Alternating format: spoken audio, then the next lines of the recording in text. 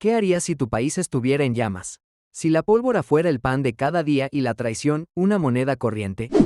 Imaginen a un hombre, no un militar de cuna, ni un intelectual de Torre de Marfil. Un ranchero sonorense, con un talento inaudito para la guerra y una ambición desmedida. Un hombre que perdió un brazo y ganó una presidencia.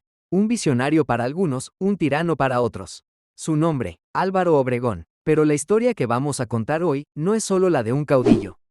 Es la de un México convulso, la de decisiones imposibles, y la de un destino sellado por la bala y el engaño.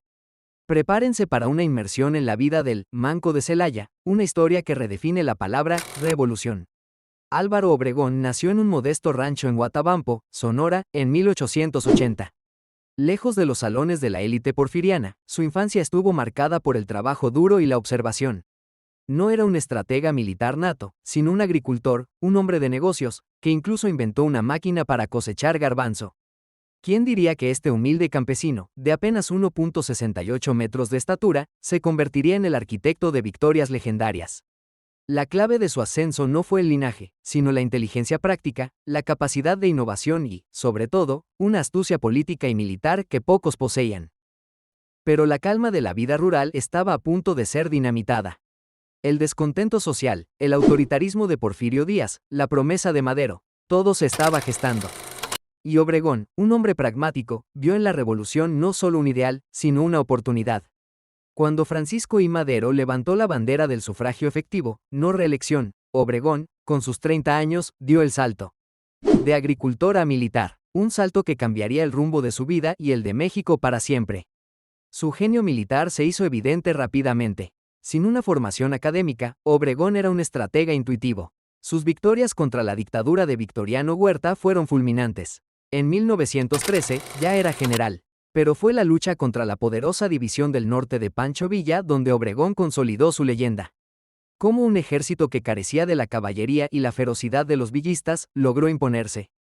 Fue en las batallas de Celaya, en 1915, donde Obregón desplegó su maestría táctica. Conocido como el Manco de Celaya, no fue allí donde perdió el brazo, sino donde ideó una defensa de trincheras y alambradas que pulverizó las míticas cargas de la caballería villista. Una y otra vez, las tropas de Villa se estrellaban contra una red de fuego de ametralladoras. Obregón no solo ganó la batalla, ganó el control del destino de la revolución. Sus tácticas innovadoras, su uso de la artillería y las trincheras, lo colocaron a la vanguardia de la guerra moderna. Pero la guerra cobra su precio. En la batalla de Santa Ana del Conde, en 1915, un proyectil le arrancó el brazo derecho.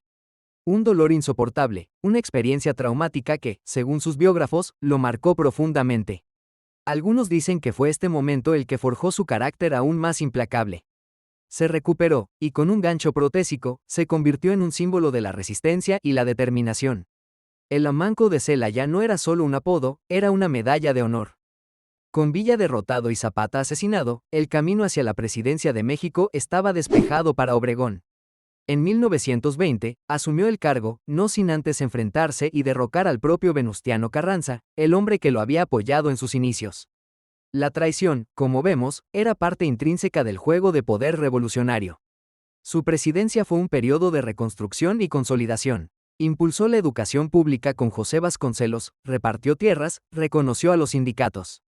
Pero su gobierno también estuvo marcado por la represión de huelgas y movimientos campesinos, y por los conflictos con la Iglesia.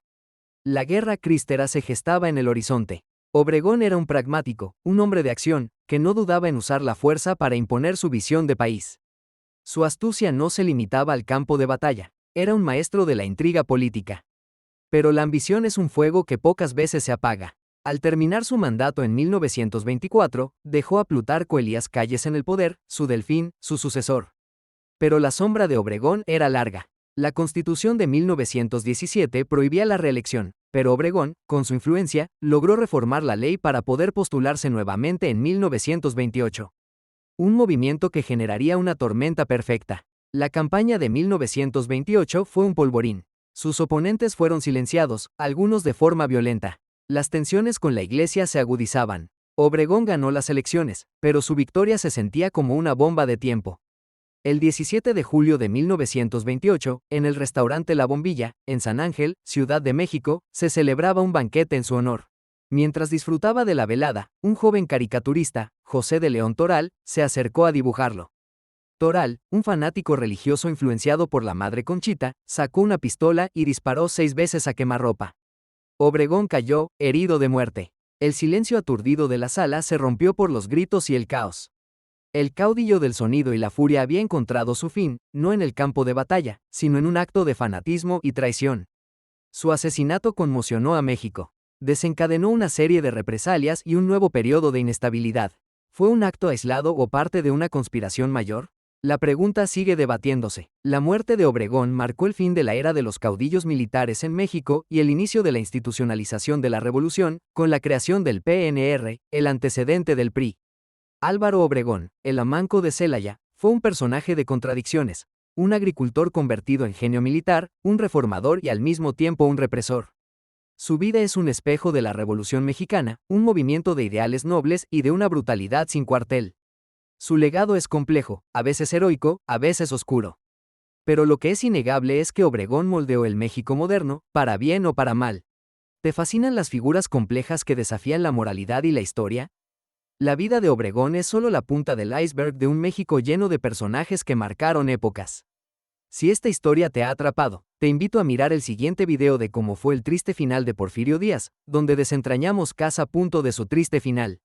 Descubre sus motivaciones, sus triunfos y sus tragedias. Te aseguro que encontrarás nuevas perspectivas y datos que no conocías. Simplemente haz clic en esta tarjeta que aparece en pantalla. Te espero para seguir desenterrando los secretos de nuestra historia.